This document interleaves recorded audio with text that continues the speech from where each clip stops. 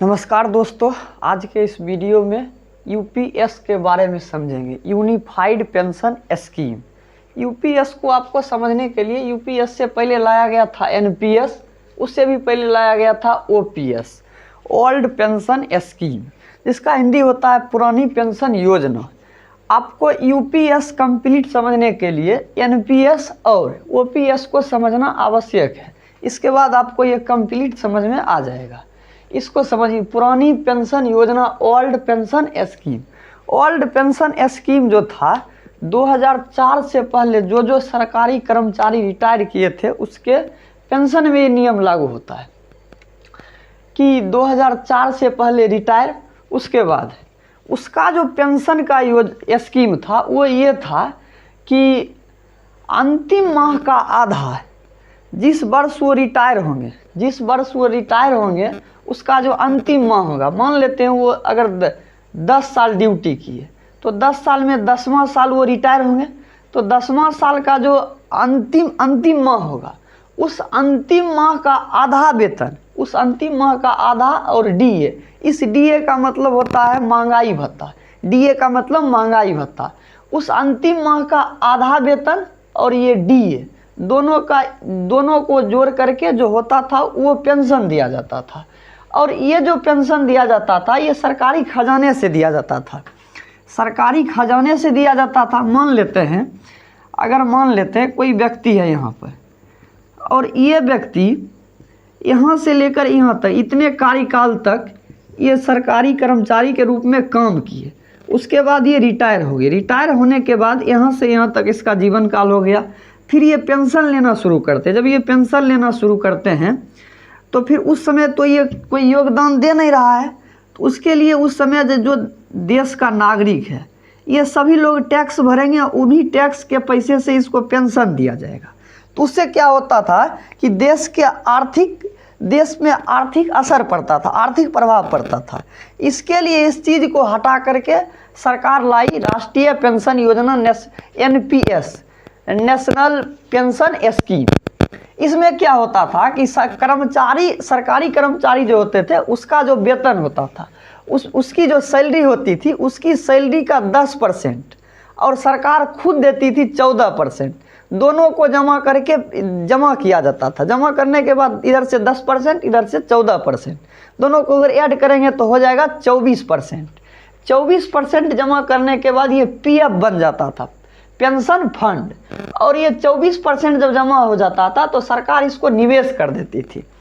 तो एक हिसाब से अगर देखिएगा तो इसको कह सकते योगदानकर्ता योजना, कंट्रीब्यूटर स्कीम।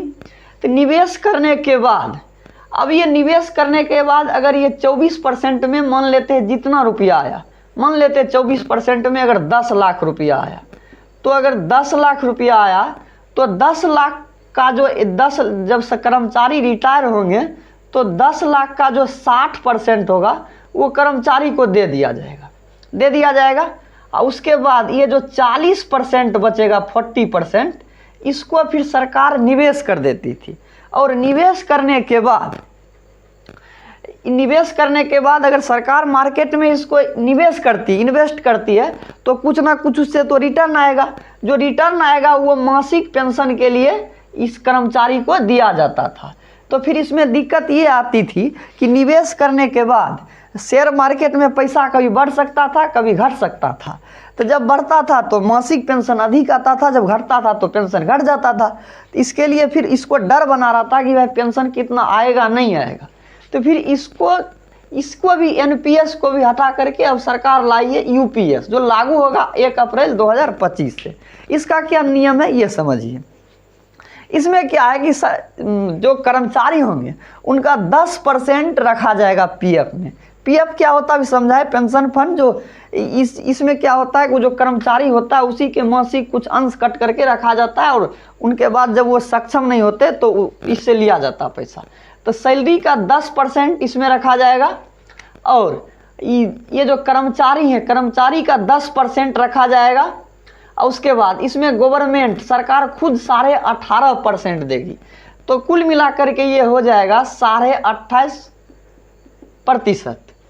28.5% को ये मार्केट में निवेश कर देगी सरकार। जब ये मार्केट में निवेश करेगी इन्वेस्ट, तो उससे कुछ ना कुछ इनकम आएगा।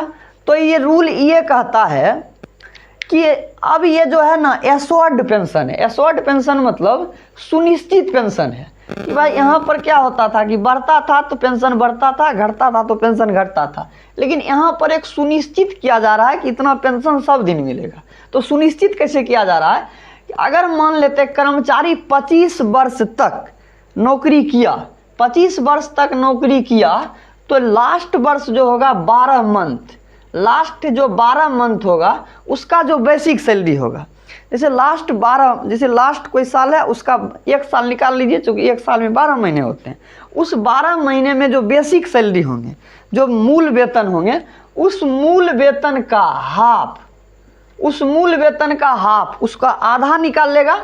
और ये डीआर, ये भी महंगाई भत्ता है, ये डीआर दोनों को ऐड कर देगा। मतलब 12 मंथ का जो बेसिक सैलरी है मूल वेतन और उसमें जो महंगाई भत्ता होगा, उन दोनों को ऐड करके जो बनेगा वो कर्मचारी को दिया जाएगा।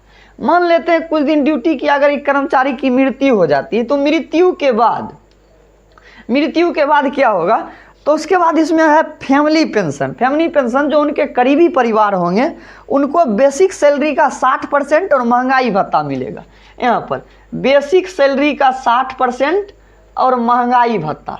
मान लेते हैं अगर उस व्यक्ति को 1 लाख रुपया मिल रहा है, 1 लाख सैलरी, तो व्यक्ति मान लेते 1 लाख रुपया मिल रहा है, तो व्यक्ति की मौत हो जाती।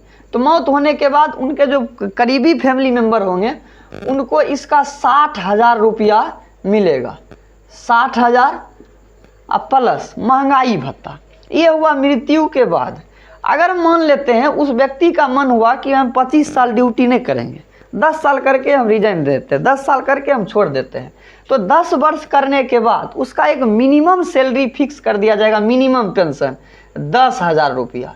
अगर 10 साल वो जॉब करके छोड़ देते हैं तो उसका 10,000 पेंशन फिक्स कर दिया जाएगा। ठीक है, तो यहाँ तक आप समझ गए होंगे। और एक चीज़ और है, मान लेते हैं यहाँ पर जो आप देखे होंगे कि यहाँ पर जो पीएफ मिलता था उसका 60% यानी 60% तो सीधे कर्मचारी को मिल जाता था। यहाँ पर तो कुछ ऐसा ऑप्शन है नहीं, तो उसके लिए सरकार क्या करती है कि प्रत्येक 6 महीने में बेसिक सैलरी और यहाँ पर जो महंगाई भत्ता है दोनों को ऐड करके 10 से भाग दे दीजिए, उतना पैसा प्रत्येक 6 महीना पर मिलेगा। अगर मान लेते हैं 25 साल वो ड्यूटी किए तो कितना हो गया, 6 महीने अगर निकालेंगे तो कम से कम 13 दूना 26, 12.5 6 महीने का होगा। तो उस हिसाब से इसको बेसिक सैलरी और महंगाई भत्ता को ऐड करके 10 से भाग दे करके जो पैसे होंगे वो दे दिया जाएगा प्रत्येक 6 महीने पर।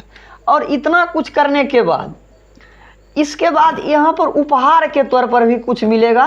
मान लेते हैं अगर सब दिन काम किया तो हो सकता है उस व्यक्ति काम के प्रति वो लगा हो जाता, कृतवान हो जाता है, तो यहाँ पर उसको उपहार के तौर पर भी कुछ मिलता है। इसको कहते हैं ग्रेच्युटी। ठीक है, ये ओवरऑल रहा यूपीएस। उम्मीद है आप समझे होंगे ओपीएस, एनपीएस और यूपीएस, यही कंसेप्ट रहा यूपीएस का इसी को कहा जाता है। मान लेते हैं इसका जो कुछ बढ़िया रहा है और इसका भी जो कुछ बढ़िया रहा, दोनों का बढ़िया पॉइंट को उठाकर इसमें शामिल कर दिया गया, इसीलिए इसका नाम रख दिया गया यूनिफाइड पेंशन स्कीम। हिंदी में इसको कहे तो एकीकृत पेंशन योजना। इसको समझे होंगे। धन्यवाद।